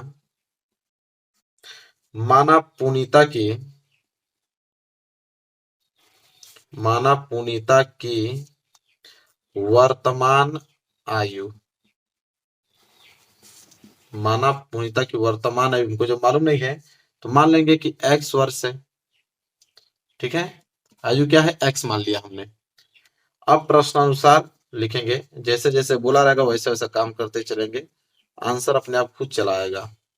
बोला कि पुनीता की 2 वर्ष पूर्व की आयु और अब से 4 वर्ष बाद की आयु का गुणनफल। तो वर्तमान आयु अगर x है तो 2 वर्ष पूर्व क्या हो जाएगा x माइनस 2। अगर वर्तमान में x है तो 4 वर्ष बाद क्या हो जाएगा x प्लस 4। इन दोनों का गुणनफल जो है उसकी वर्तमान आयु के, वर्तमान आयु क्या x, वर्तमान आयु के x के वर्तमान आयु के दोगुने से 1 वर्ष अधिक है, इसका दोगुना कर दिया जाएगा तो 2x हो जाएगा, और 1 वर्ष अधिक है मतलब इसमें एक और जोड़ दो, तो यह समीकरण बनेगा। ठीक है, अब इसको हल करना है। x में x का गुणा करोगे तो x² और x का गुणा प्लस में करोगे तो प्लस, 4 को गुणा x में करोगे तो 4x, माइनस 2 को गुणा x में करोगे तो माइनस 2x और माइनस 2 चौको 8, इधर हो जाएगा आपका 2x प्लस 1। इसको हल करोगे मेरे प्यारे बच्चों तो कितना आ जाएगा आपका x² और प्लस 4x। ठीक है, और माइनस के 2x। ठीक है, और प्लस के 2x इधर आएगा तो माइनस के 2x और माइनस के 8, प्लस के 1 इधर आएगा तो माइनस के 1 बराबर 0, मतलब सबको इधर ही भेज दिया हमने। अब हल कर लो आराम से, x² प्लस 4x, ये दोनों मिलके माइनस के 4x हो जाएगा, फिर माइनस के 9 बराबर 0, ये दोनों तो कैंसिल हो गया, बच क्या गया x² माइनस के 9 बराबर 0। तो हो जाएगा आपका x² बराबर प्लस के 9 उधर जाएगा तो, और माइनस के 9 उधर जाएगा तो प्लस के 9। जब x निकालूंगा तो यह वर्ग उधर जाएगा तो वर्गमूल में हो जाएगा। ठीक है, तो आपका आ जाएगा x बराबर, यहाँ इस तरह लगा दीजिएगा, x बराबर वर्गमूल हमेशा प्लस माइनस में निकलता है, मतलब x बराबर प्लस माइनस 3, मतलब x बराबर 3 और x बराबर -3, तो माइनस तो कभी होता नहीं है, x बराबर 3। ठीक है, इसलिए पुनीता की वर्तमान आयु लिखना, इसलिए पुनीता की वर्तमान आयु, तो पुनीता की वर्तमान आयु क्या हो जाएगा मेरे प्यारे बच्चों 3 वर्ष। अब यह आंसर है आप लोगों का, ठीक है। अब जाके आपको नंबर पूरा मिलेगा। चलो, ये भी प्रश्न मैंने बता दिया। अब आएगा मेरे प्यारों बच्चों दीर्घ उत्तरीय प्रश्न। और दीर्घ उत्तरीय प्रश्न आपके एग्जाम में 6 नंबर का पूछा जाता है। चलो देखो, पहला प्रश्न इतना ज्यादा इंपॉर्टेंट है कि आपको क्या बताया जाए। एक आयताकार खेत का विकर्ण उसकी छोटी भुजा से 60 मीटर अधिक है। यदि बड़ी भुजा छोटी भुजा से 30 मीटर अधिक है तो खेत की भुजाएं ज्ञात करना है। ठीक है, देखो क्या करोगे, कैसे हल करोगे। 6 नंबर का प्रश्न है भाई, तो प्रश्न तो बड़ा होगा। सबसे पहले हम लोग मानेंगे कि माना आयताकार मैदान, पहले आयताकार खेत बोला है, एक चित्र बना लेना। सबसे पहले आप एक चित्र बना लोगे तो और आसानी हो जाएगी। एक चित्र हम लोग बना लेते हैं। ये आपका ए हो गया, ये आपका बी, और ये आपका सी और डी। ठीक है, ये आयताकार खेत बना दिया। विकर्ण की बात है तो मैं स्केल ले लेता हूँ, एक विकर्ण बना देता हूँ। यह विकर्ण है इसका। ठीक है, चित्र बनाओगे तो और नंबर मिलते हैं। ठीक है, देखो क्या बोला है, एक आयताकार खेत का विकर्ण उसकी छोटी भुजा से 60 मीटर अधिक है। ठीक है, छोटी भुजा को हम एक्स मान लेते हैं। और बोला कि बड़ी भुजा छोटी भुजा से 30 मीटर अधिक है। बड़ी भुजा आपकी क्या है, लंबाई, उससे छोटी भुजा से 30 मीटर अधिक है, मतलब एक्स प्लस 30 हो गया। ठीक है, इसके बाद मेरे प्यारों बोला कि यदि आयताकार खेत का विकर्ण उसकी छोटी भुजा से 60 मीटर अधिक है, छोटी भुजा एक्स है तो विकर्ण हमारा क्या हो जाएगा, एक्स प्लस 60 हो जाएगा। ठीक है, तो खेत की भुजा ज्ञात की, अब खेत की भुजा पूछा है तो इतना तो हम लोगों को मालूम चल गया चित्र के द्वारा। अब लिखोगे कैसे, एग्जाम में पूरा नंबर कैसे देगा वो देखो। पहले चित्र बना लेना, फिर हल लिखना नीचे। फिर लिखना है कि माना माना आयताकार मैदान, माना आयताकार मैदान कौन, ए बी सी डी की छोटी भुजा, ये सब लिखना होता है। कुछ लोग बहुत टैलेंट होते हैं मैथ में, लेकिन मैथ में उनका नंबर कम आता है। इसलिए कम आता है क्योंकि वो स्टेप बाय स्टेप नहीं लिखते हैं। तो माना छोटी भुजा क्या हमारे पास ए बी बराबर क्या मान लेंगे, एक्स मीटर। लिखने का तरीका होना चाहिए मैथ में, तब नंबर मिलता है। ये थोड़ी कि बस हल कर दोगे तो मैथ में नंबर मिल जाएगा। एक्स मीटर मान लिया। ठीक है, तथा बड़ी भुजा, यहाँ पे लिखेंगे तथा यहाँ पे बड़ी भुजा। अब बड़ी भुजा क्या हमारे पास है मेरे प्यारे बच्चों, बीसी है। बड़ी भुजा क्या है, बीसी, जो कि कितना है, छोटी भुजा से 30 मीटर अधिक थी, तो मतलब एक्स प्लस 30 मीटर कोष्टक में लिख देंगे 30 मीटर। इसके बाद विकर्ण लिखेंगे। तो विकर्ण हमारे पास क्या है, एसी है। विकर्ण क्या है मेरे प्यारे बच्चों, एसी। और एसी क्या है, एक्स प्लस के 60 मीटर। तो एक्स प्लस के 60 मीटर ऐसे हम लिखना पड़ेगा हमें। ठीक है, इतना होने के बाद अब आएंगे ए बी सी, त्रिभुज एबीसी में। ठीक है, अब लिखेंगे त्रिभुज ए बी सी में। ए बी सी में पाइथागोरस प्रमेय से, अब इसमें हम लोग क्या लगाएंगे, पाइथागोरस प्रमेय लगाएंगे। ठीक है, त्रिभुज ए बी सी में पाइथागोरस प्रमेय से। अब देखो पाइथागोरस प्रमेय से हम लोग कैसे इसको हल करेंगे, प्रमेय से। तो पाइथागोरस में प्रमेय क्या है, ये आपका क्या हो जाएगा, कर्ण, ये आपका आधार, ये आपका क्या है, लंब। ठीक है, तो कर्ण हमारे पास क्या है, एसी। तो एसी का स्क्वायर बराबर लंब हमारे पास है ए बी, तो ए बी का स्क्वायर प्लस आधार हमारे पास बीसी है, तो बीसी का स्क्वायर। अब सिंपल वैल्यू आपको सबको मालूम है, एसी का वैल्यू कितना था मेरे प्यारे बच्चों, एक्स प्लस 60 था, तो एक्स प्लस 60 का होल स्क्वायर हो जाएगा। बराबर ए बी का वैल्यू हमारे पास एक्स था, तो एक्स स्क्वायर हो जाएगा। प्लस बीसी का वैल्यू हमारे पास एक्स प्लस 30 था, तो एक्स प्लस 30 का होल स्क्वायर हो जाएगा। अब यहाँ पे ए प्लस बी को होल स्क्वायर पे तोड़ दो, तो ये हो जाएगा एक्स स्क्वायर प्लस 60 का स्क्वायर। 60 का स्क्वायर कितना होता है, 3600, प्लस 2ab, तो 60 दूनी के 120 एक्स, ये हो जाएगा आपका 120 एक्स डायरेक्ट। बराबर ये हो जाएगा आपका एक्स स्क्वायर प्लस एक्स का स्क्वायर करोगे तो एक्स स्क्वायर, 30 का स्क्वायर करोगे तो 900, प्लस 2ab, 30 दूनी के 60 एक्स, ये हो जाएगा आपका 60 एक्स। ठीक है, अब यहाँ पे देखिए मेरे प्यारे बच्चों, यहाँ पे क्या होगा, सबसे पहले हम लोग करेंगे, सबसे पहले आप एक्स स्क्वायर से एक्स स्क्वायर यहाँ पे कैंसिल कर लो। ठीक है, इधर बच जाएगा आपका 3600, इधर आपका 900 है, तो इधर आएगा तो आपका माइनस के 900 हो जाएगा। ठीक है, बराबर इधर हो गया आपका एक्स स्क्वायर और प्लस के 60 एक्स, और प्लस 120 उधर जाएगा तो माइनस के 120 एक्स हो जाएगा। तो यहाँ पे घटाओगे तो 2700 हो जाएगा। बराबर ये हो जाएगा आपका एक्स स्क्वायर अब माइनस के 60 एक्स, क्योंकि माइनस 120 और प्लस 60 क्या होगा, माइनस 160 एक्स। ठीक है, और माइनस के 60 इतना समझ आ गया आप लोगों को। अब क्या करना, इधर जीरो कर दो, इसको भेज दो उस साइड, ये हो जाएगा एक्स स्क्वायर माइनस के 60 एक्स और माइनस के 2700। ये आपका समीकरण बन गया। इसको हम लोग ऐसे लिख सकते हैं, एक्स स्क्वायर माइनस के 60 एक्स और माइनस के 2700 बराबर जीरो, ऐसे लिख सकते हैं। गुणा करने पे 2700 आए, जोड़ने घटाने पे 60 आना चाहिए, तो ऐसी 90 गुणे 30। ठीक है, देखो गुणा करोगे 2700 भी आ जाएगा, घटाओगे तो 60 भी आ जाएगा, तो ये हो जाएगा आपका एक्स स्क्वायर और माइनस के 90x और प्लस के 30x और माइनस के 2700 बराबर के क्या हो जाएगा, 0 हो जाएगा। यहाँ पे आप पेयर बना लो, इसमें से x कॉमन लोगे तो x माइनस के 90 बच जाएगा, और प्लस यहाँ पे 30 कॉमन लोगे मेरे प्यारे बच्चों तो x माइनस यहाँ पे क्या हो जाएगा 90, जब भाग दोगे तो बराबर 0। इसमें भी x माइनस 90, इसमें भी x माइनस 90, तो हम क्या करेंगे कि x माइनस 90 जो है एक कोष्टक में हो जाएगा और एक कोष्टक में हो जाएगा x प्लस 30 बराबर के 0। अब एक बार बराबर कर दो, x माइनस 90 बराबर 0 कर दो, इस साइड आप क्या करोगे कि x प्लस 30 बराबर 0 कर दो, तो यहाँ तो x बराबर प्लस के 90 मिलेंगे और यहाँ पे क्या मिलेंगे x बराबर माइनस के 30, और माइनस 30 तो आंसर होगा नहीं क्योंकि ऋणात्मक है। ठीक है, तो देखो हम लोगों को क्या मानना था, यहाँ पे क्या पूछा था इसमें कि खेत की भुजाएं ज्ञात कीजिए, सभी भुजा, तो सबसे पहले लिखेंगे छोटी भुजा। ठीक है, खेत की छोटी भुजा, छोटी भुजा को हमने x माना है तो x बराबर 90 आ गया, तो मतलब छोटी भुजा तो 90 मीटर हो गई। इसके बाद बड़ी भुजा, अब बड़ी भुजा जो थी वो छोटी भुजा से 30 मीटर अधिक थी, तो x प्लस 30 तो क्या हो जाएगा 60, और 60 कह रहा हूँ, x की जगह 90 और प्लस 30 बराबर 120, तो 120 मीटर आपकी क्या होगी, बड़ी भुजा।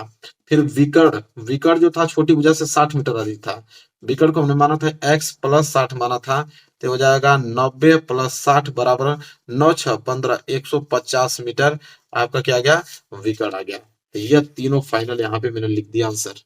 ऐसे करोगे ना तब जाके आपको मिलेगा नंबर 6 नंबर। ठीक है, समझ में आ गया आप लोगों को। ये देखो मेरे प्यारे बच्चों, त्रिकोणमिति का एक ऐसा क्वेश्चन है कि जो हर साल आएगा आप लोगों को, हर साल समझ लो, सिद्ध करने के लिए 1 माइनस साइन थीटा बटे 1 प्लस साइन थीटा बराबर sec theta minus tan theta का स्क्वायर। ये हमेशा आपको 6 नंबर का देगा, और इस बार भी देगा, छोड़ के मत आना। ठीक है, बहुत सिंपल है इसका। सिद्ध करने के बोला है तो आप सबसे पहले बायां पक्ष लोगे, बायां पक्ष लेके दायां पक्ष सिद्ध करना होता है। लिखोगे बायां पक्ष बराबर क्या है, 1 माइनस के साइन थीटा और बटे में 1 प्लस के साइन थीटा। ठीक है, इसे सिद्ध करना है, कुछ करने की जरूरत नहीं है, आप सिर्फ अंश और हर में क्या लिखोगे कि अंश व हर में, अंश व हर में 1 minus sine theta, 1 minus sine theta से गुणा करने पे, बस आप गुणा कर दो, गुणा करने पर, भूलना मत इस प्रश्न को। ठीक है, 6 नंबर का है। जब गुणा करोगे ऊपर नीचे तो हो जाएगा 1 माइनस साइन थीटा, ठीक है, और बटे में 1 प्लस साइन थीटा, और हर और अंश दोनों में गुणा करना है 1 माइनस साइन थीटा का, तो 1 माइनस साइन थीटा अंश में भी हो जाएगा और 1 माइनस साइन थीटा का गुणा आपका हर में भी हो जाएगा। ठीक है, तो देखो 1 minus sine theta 1 minus sine theta, ये तो ऊपर वाला आपका 1 माइनस साइन थीटा का क्या हो गया, होल स्क्वायर हो गया, और नीचे वाला क्या है, ए प्लस बी ए माइनस बी। फॉर्मूला क्या होता है कि ए का स्क्वायर मतलब एक साइन स्क्वायर थीटा, ए स्क्वायर माइनस बी स्क्वायर, ये तो फॉर्मूला होता है ना। तो ये इस तरह हो गया, यहां तक क्लियर हो। ठीक है, आप देखो आगे कैसे लगाओगे मेरे प्यारे बच्चों, तो आगे आपका हो जाएगा ऊपर वाला आपका 1 माइनस साइन थीटा का होल स्क्वायर है, और ये नीचे देखो 1 माइनस साइन स्क्वायर थीटा जो होता है वो कास स्क्वायर थीटा होता है, फार्मूला आपको मालूम होगा, उसको मैं कास स्क्वायर थीटा लिख सकता हूँ। ठीक है, तो ऊपर वाला देखो, अब इसको मैं अलग अलग डिवाइडेशन में लिख लो, इसको हम लोग कैसे लिख सकते हैं कि 1 माइनस साइन स्क्वायर थीटा का होल स्क्वायर है और इधर कास स्क्वायर थीटा, इसको हम ऐसे लिख सकते हैं 1 माइनस साइन थीटा और बट्टे में कॉस थीटा दोनों का होल स्क्वायर, क्योंकि दोनों का स्क्वायर है तो एक ही साथ लिख देंगे। अब अलग अलग लिख दो, 1 बटे कॉस थीटा और माइनस के साइन थीटा बटे कॉस थीटा का होल स्क्वायर। अब यहाँ पे क्या होगा मेरे प्यारे बच्चों, 1 बटे कॉस थीटा जो होता है वो सेक थीटा होता है, और माइनस साइन थीटा बटे कॉस थीटा जो होता है टेन थीटा होता है। अब इसका होल स्क्वायर, यही हमको सिद्ध करना था, यही हमारा बायां पक्ष था, फिर बायां पक्ष कह रहा हूँ, दायां पक्ष, क्योंकि बायां पक्ष को तो हमने हल किया, दायां पक्ष। ठीक है, देख लो यही तो सिद्ध करना था, sec theta minus 1 tan theta का होल स्क्वायर। देखो हमने पूरा अच्छे से सिद्ध करके दिखा दिया आप लोगों को। 6 नंबर यहाँ से पूरा क्लियर हो गया आप लोगों का। अगला प्रश्न देखो मेरे प्यारे बच्चों क्या है, तीसरा प्रश्न है। देखिए अगला प्रश्न है कि 7 मीटर ऊंचे भवन के शिखर से एक केबल टावर के शिखर का उन्नयन कोण 60 अंश है और इसके पाद का अवनमन कोण 45 अंश है, तो टावर की ऊंचाई ज्ञात कीजिए। मेरे प्यारे बच्चों बहुत ही ज्यादा सिंपल है, आपको चित्र बनाना पड़ेगा। मैं स्केल ले लेता हूँ, ठीक है। स्केल कहाँ गया? देखो स्केल मिल गया हमारे पास, ठीक है। स्केल मिल गया, देखो क्या बोला है, 7 मीटर ऊंचे भवन के शिखर का एक केबल टावर के शिखर का उन्नयन कोण 60 अंश है, ठीक है।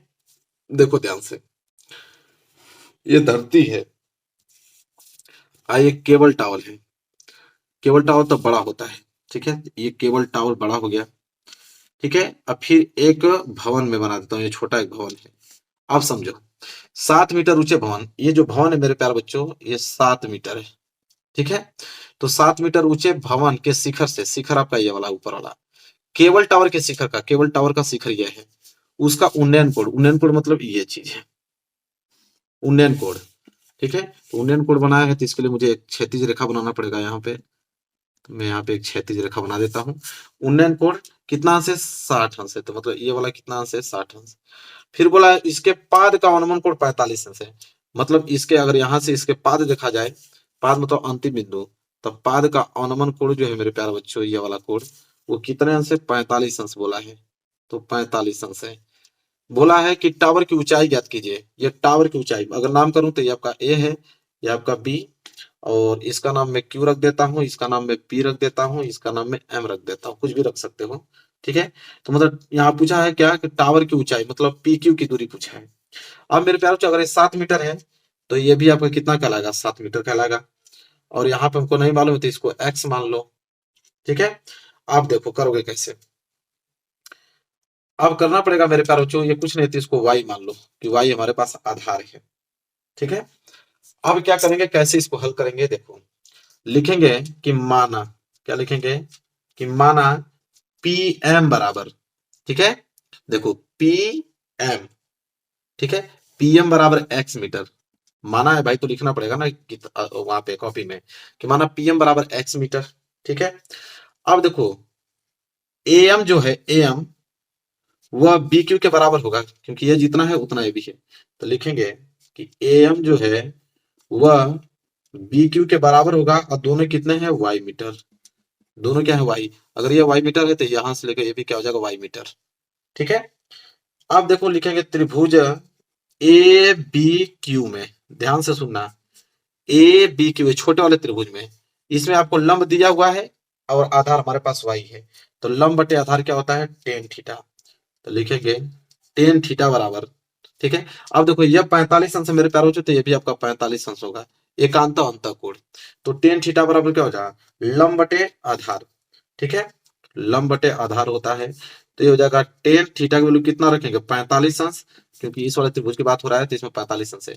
लंब हमारे पास क्या है? ए बी जो कि 7 मीटर है, आधार हमारे पास क्या है? वाई, और टेन 45 अंश का वैल्यू 1 होता है, तो 1 बराबर 7 बटे वाई, तो वाई बराबर कितना आ जाएगा? 7 मीटर। तो वाई का वैल्यू कितना आ गया मेरे प्यारे बच्चों? 7 मीटर आ गया।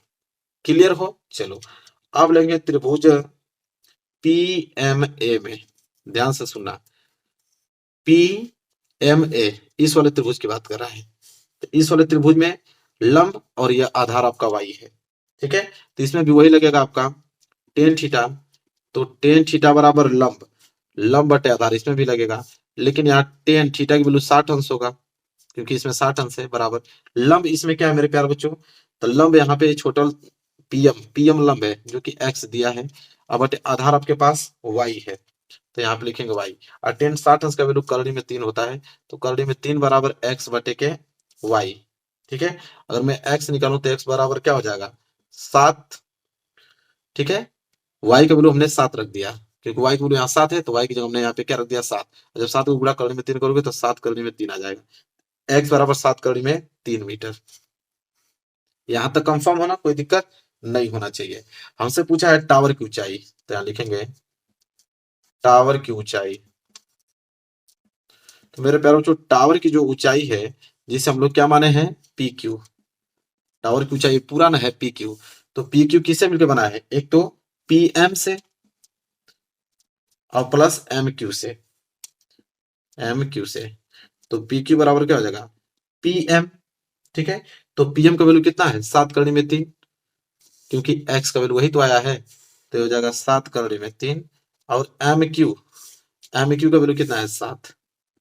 ठीक है, अब यहाँ पे 7 कामा ले लो, 7 कामा ले लोगे तो क्या हो जाएगा करोड़ में 3 प्लस 1 मीटर। ये जो है मेरे प्यारे बच्चों टावर की ऊंचाई आ गया, यही आंसर है। तो मेरे प्यारे बच्चों आज वीडियो पूरा खत्म। आज वीडियो में देखो कितना मैंने क्वेश्चन कराया है, बहुविकल्पीय, अति लघुत्तरीय, लघुत्तरीय, दीर्घोत्तरीय। इतना अगर क्वेश्चन तैयार है, मैंने कहा ना कि इससे 45 नंबर आपका फिक्स है, और 30 नंबर अगर स्कूल से मिल जाए तो 75 नंबर मात्र सिर्फ इस वीडियो से ही ला दोगे, कोई दिक्कत नहीं है। तो वीडियो को शेयर कर देना, और चैनल पे नए हो गए तो चैनल को जरूर सब्सक्राइब कर लेना मेरे प्यारे बच्चों। मिलेंगे आपसे प्यारे से नेक्स्ट वीडियो में, तब तक के लिए धन्यवाद।